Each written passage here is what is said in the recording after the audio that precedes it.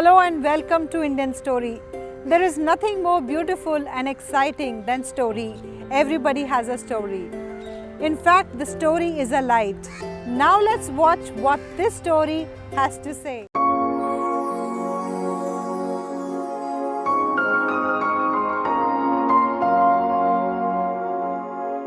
मेरा नाम सुशील अग्रवाल है। मैं Avro India Limited Ghaziabad based plastic furniture manufacturing company का चेयरमैन हूँ।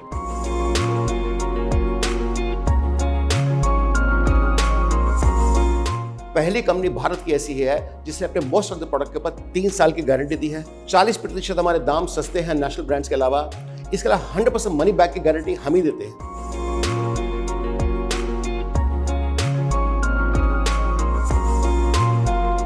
मेरी लाइफ का एक ही सपना है, 50% लाइफ मैं अपनी दूंगा अपने देश के लिए, समाज के लिए, क्योंकि अगर मेरा समाज बेहतर होगा तो मेरा देश बेहतर होगा। मैं चाहता हूँ मेरे आने वाली जनरेशन जो है वो अच्छी खासी जिंदगी जिए।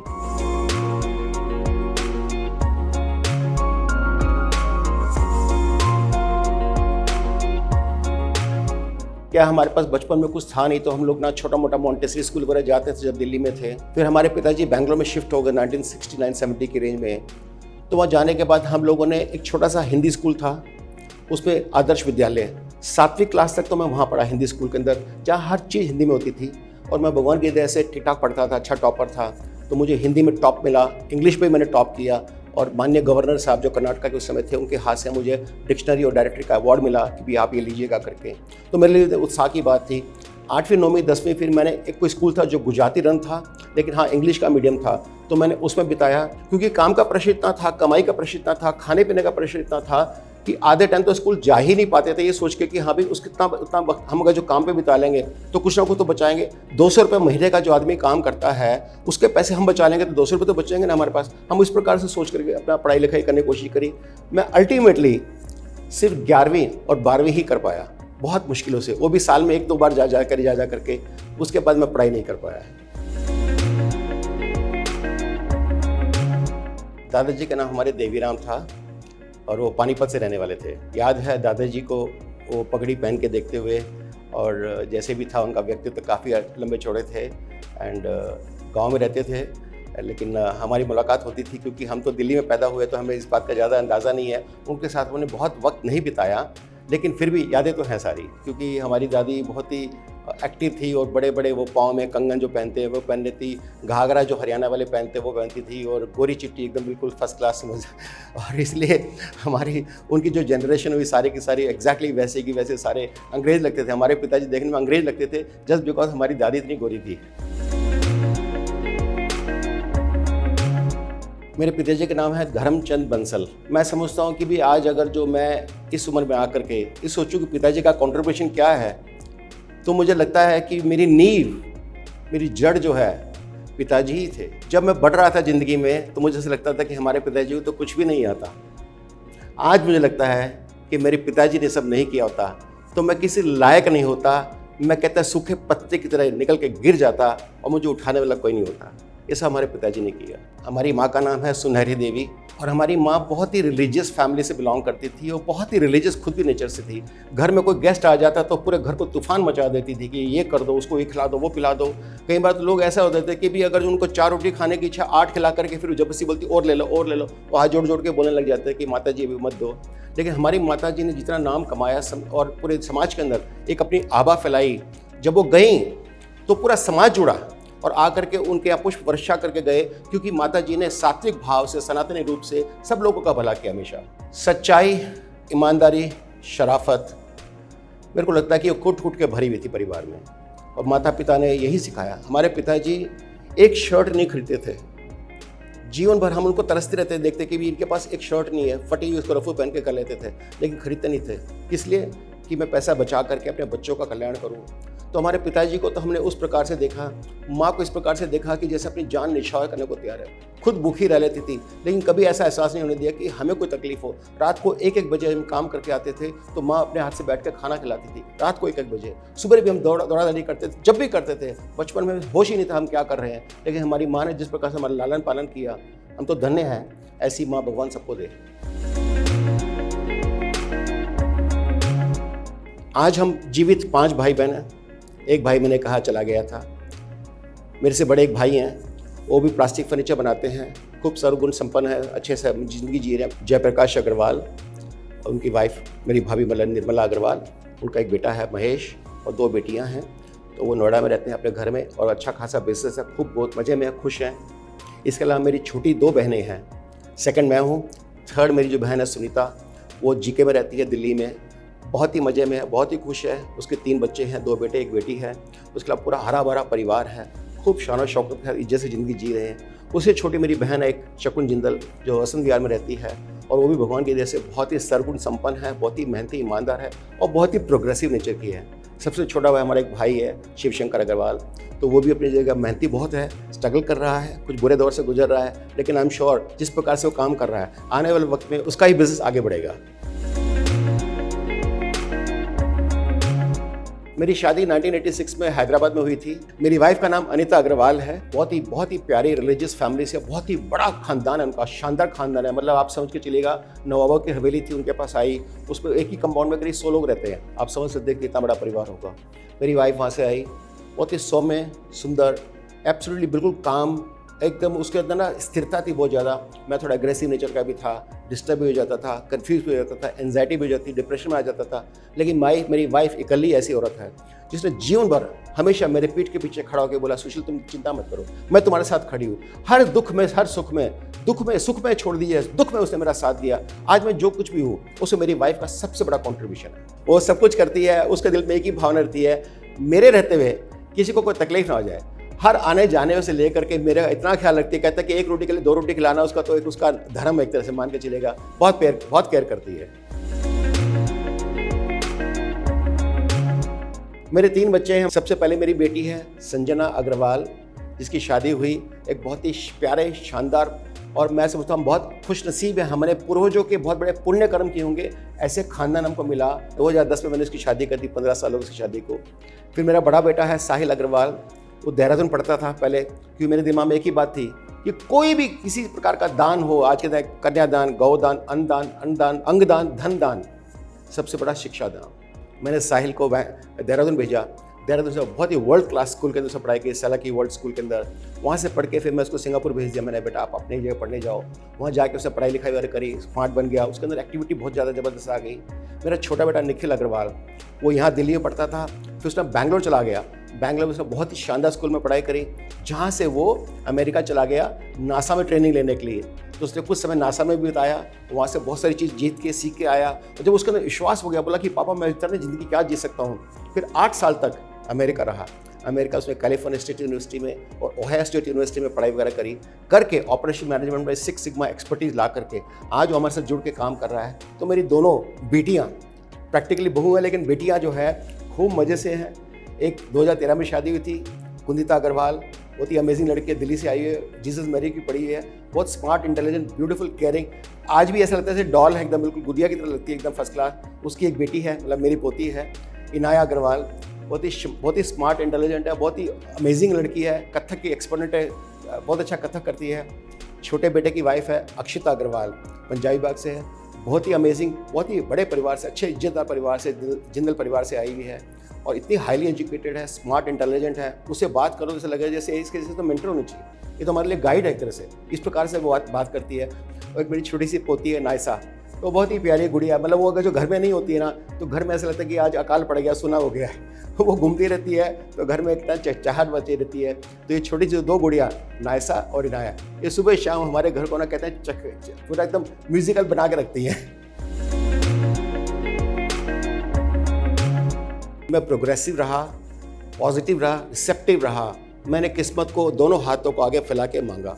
मैंने अपनी लाइफ में 15 बिजनेस चेंज किए हैं और 22 घर बदले हैं। जब मैं आज आपसे बात कर रहा हूँ, ये कोई आसान काम नहीं है। आदमी बोलता है क्या भगोड़ा है क्या भाई, रोज रोज घर क्यों बदलता है ये। मेरे को जहाँ किस्मत ले गई, मैंने किस्मत से लड़ाई नहीं करी। मैंने कहा कोई बात नहीं, करने को तैयार हूँ। 2002 में मुझे मौका मिला, हमारे एक अच्छे मित्र थे बैंगलोर में, उन्होंने कहा कि आप प्लास्टिक फर्नीचर की फैक्ट्री मिलकर लगाएंगे।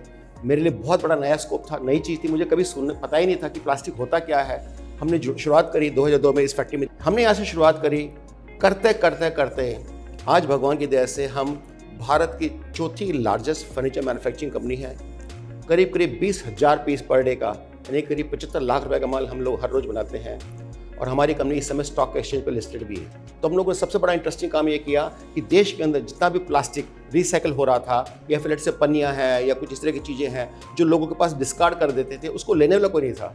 तो हमने उसको स्क्रैप पे कन्वर्ट करके दाना बना करके उससे कुर्सियाँ बना करके इतने वाजिब दामों में माल दिया कि 40% दाम हमारे सस्ते होते थे। डिज़ाइन लेटेस्ट से लेटेस्ट हाईटेक दिया, ऊपर से गारंटी भी दी, लोगों को क्रेडिट भी दी। पहली कंपनी भारत की ऐसी है जिसने अपने मोस्ट ऑफ द प्रोडक्ट के ऊपर 3 साल की गारंटी दी है। 40% हमारे दाम सस्ते हैं नेशनल ब्रांड्स के अलावा।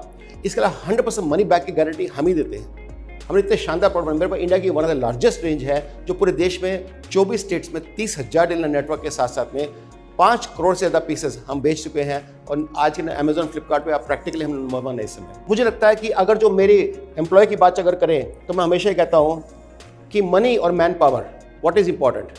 Man power. क्योंकि मनी अपने आप मल्टीप्लाई नहीं कर सकता। आपने 1 लाख रखा है, 1 लाख का 2 लाख अपने आप नहीं हो जाएगा, लेकिन मैन पावर 1 लाख से हजारों करोड़ रुपए बनाने की ताकत रखता है। मेरी लाइफ में मेरे मैन पावर, मैं हमेशा कहता हूँ मेरे मैन पावर के अंदर जितनी भी सेफ्टी सिक्योरिटी मेरे फैक्ट्री में होनी चाहिए। किसी प्रकार का कोई कॉम्प्रोमाइज़ मुझे बर्दाश्त नहीं है, मैं नहीं सहन करूंगा। मेरे साथ कुछ भी हो जाए मुझे मंजूर है, मैं अपनी ज़िंदगी जी चुका हूँ और उस पर कोई फर्क नहीं पड़ता, मैं अपने परिवार को संभाल लूंगा। लेकिन मेरे साथ में जुड़े हुए किसी भी के साथ में कुछ हो जाए ये मुझसे बर्दाश्त नहीं होगा। तो मेरी कोशिश रहती है कि हम सेफेस्ट एनवायरनमेंट दें। पैसा कितना भी खर्च हो जाए, जब हम प्रोसेस सिस्टम मशीन पे खर्च करते हैं तो सेफ्टी सिक्योरिटी पे खर्च करना भी बहुत जरूरी है।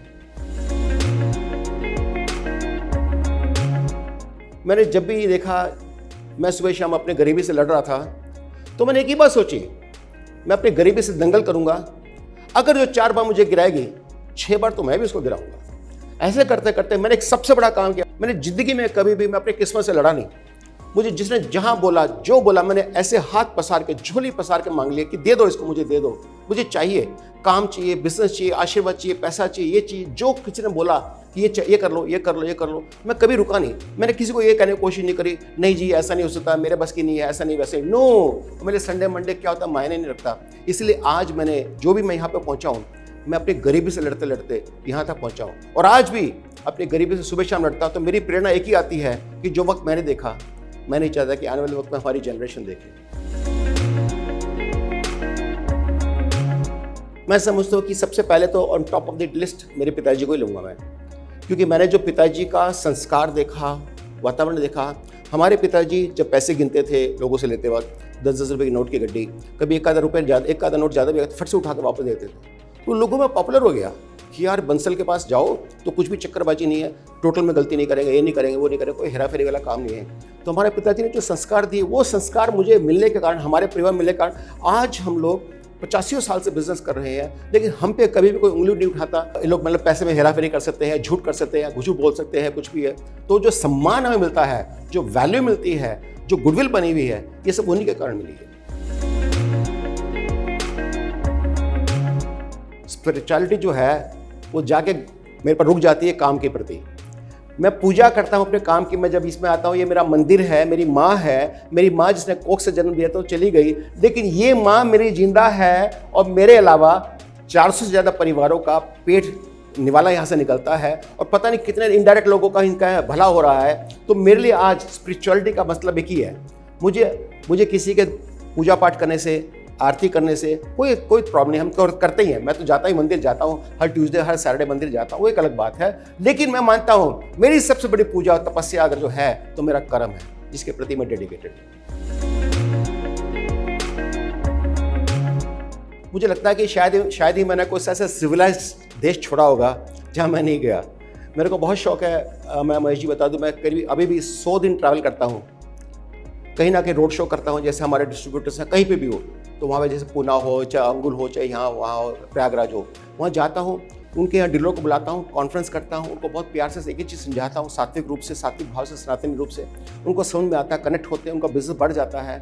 इसके साथ साथ में जनरल प्रोडक्ट डेवलपमेंट की बात आती है तो पूरे विश्व को घूमता हूँ, देखता हूँ कि कहाँ पर क्या चीज़ होनी चाहिए। और आपको सुन के कितनी खुशी होगी कि मेरे पास 28 डिज़ाइंस रजिस्टर्ड हैं, पेटेंटेड हैं, जो गवर्नमेंट ऑफ इंडिया के ऑफिस से मिले हैं, जो भारत में शायद किसी और कंपनी के पास नहीं होंगे, क्योंकि मैंने इतना घूम करके डिज़ाइनों को क्रिएट किया। सारे डिज़ाइन मैं अपने हाथ से क्रिएट करता हूँ। चाइनीज के साथ बैठता हूँ, कंप्यूटर पर बैठ करके जब उनको सिखाता हूँ, बताता हूँ, तो बोलते हैं हिंदुस्तान से अकेला आदमी ऐसा आता है जो हमारे को आके स्पेसिफिकेशन शीट देता है। फिल्म देखने का बहुत शौक रहा। बचपन से मेरा एक ही पैशन था, फिल्म्स।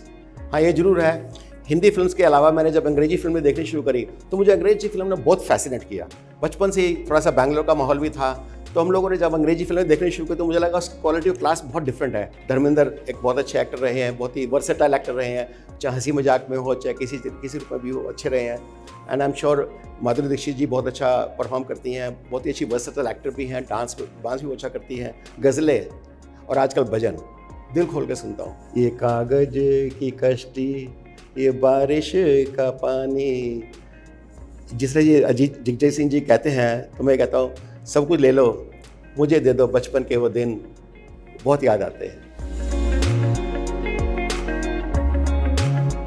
मैं पूरे देश का नेशनल प्रेसिडेंट हूँ फर्नीचर मैन्युफैक्चरर्स एसोसिएशन का। इसके अलावा confederation of Indian industry CII का वेस्टर्न यूपी का चेयरमैन रहा हूँ, और आज बहुत सारी संस्थाओं के साथ में जुड़ा हूँ। World association of small and medium enterprises का एडवाइज़र हूँ। 40 से ज़्यादा कॉलेज में जाता हूँ, और उन कॉलेजेस में मैं BTech MBA और फार्मा स्टूडेंट्स को ट्रेन करता हूँ, सिखाता हूँ। 3-4 घंटे का मेरा नॉन स्टॉप सेशन होता है। फैकल्टीज़ को भी ट्रेन करता हूँ। मैं खुद 12वीं क्लास हूँ, लेकिन आज मैं MBA BTech वाले स्टूडेंट्स को पढ़ाता हूँ। 15 से ज़्यादा कॉलेज का मैं प्रोफेसर हूँ, जो उन्होंने चल के मेरे को डिग्री दी है कि भी आप इसके हकदार हैं, और ये मेरे लिए गौरव की बात है। मेरी लाइफ का एक ही सपना है, 50% लाइफ मैं अपनी दूंगा अपने देश के लिए, समाज के लिए, क्योंकि अगर मेरा समाज बेहतर होगा तो मेरा देश बेहतर होगा। मैं चाहता हूँ मेरे आने वाली जनरेशन जो है वो अच्छी खासी ज़िंदगी जिए। हमारे देश में एक ही इंसान है, माननीय प्रधानमंत्री जी श्री नरेंद्र मोदी। मैं समझता हूँ जिस प्रकार के सात्विक रूप के हिसाब से उन्होंने जीवन में अपना योगदान, जीवन का एक क्षण दे दिया है देश के लिए, ये हमारे लिए सौभाग्य की बात है। मैंने अपनी लाइफ में कभी भी किसी को इतना डेडिकेटेड वे काम से करते कभी नहीं देखा, इतनी निस्वार्थ भावना से। और हमारे लिए गर्व है, गौरव की बात है कि हमारे देश के प्रधानमंत्री जी, उनका व्यक्तित्व इतना बड़ा है कि पूरे विश्व नाम बनाया है और भारत का नाम भी रोशन किया है। मैं समझता हूँ जैसे आज माननीय प्रधानमंत्री जी जिस प्रकार से पूरे विश्व के अंदर अपना डंका बजा रहे हैं, और सात्विक भाव से, वो उनका एक ही बात है कि भाई जियो और जीने दो। उन्होंने पाकिस्तान की आवाम को ये कहा कि तुम भी लड़ो, लेकिन अपनी गरीबी के अगेंस्ट में, हमसे मत लड़ो। तो कितनी प्यारी सोच है। ऐसी आज योगी जी के मन में क्या है, लॉ एंड ऑर्डर की सिचुएशन की भावना। उत्तर प्रदेश जो रैंकिंग पे 10 नंबर पे था, आज 2 नंबर पे आ गया है। नॉट दैट कि भी यहाँ पे गुंडागर्दी है, इसलिए कि यहाँ गुंडागर्दी खत्म हो गई है, या कोई ऐसा इश्यू नहीं है, और अमन चैन चल रहा है। आप देखिए क्या ग्रोथ आ रही है, रियल एस्टेट के प्राइसेस बढ़ रहे हैं, हर आदमी फैक्ट्री लगाना चाहता है उत्तर प्रदेश के अंदर। और मेरा सौभाग्य है कि मैं उत्तर प्रदेश में बिजनेस भी करता हूँ और उत्तर प्रदेश में सेटल भी हूँ मैं। मेरा देश आपको वक्त देने को तैयार है, आपको जगह समाज देने को तैयार है। क्या आप तैयार हैं क्या देश के लिए? क्या आपने अपनी तैयारी कर ली है क्या इस देश को आगे लेके जाने की? नहीं है तो कर लीजिएगा, क्योंकि इतना बेहतरीन हमारे पूर्वजों के हिसाब से लेके चले, हजारों साल के इतिहास में लेके चले, भारत की इतनी अच्छी कंडीशन कभी नहीं रही जो इस समय है। आप बहुत खुशनसीब हैं, आपने इस समय जन्म लिया और आपके हाथ में देश लेके जा रहे हैं। संभाल लीजिए मेरे देश को। Yes, we are all unique. We come and go, but these stories are legacy forever. Do share your story with Indian Story anytime, anywhere. And don't forget to subscribe our channel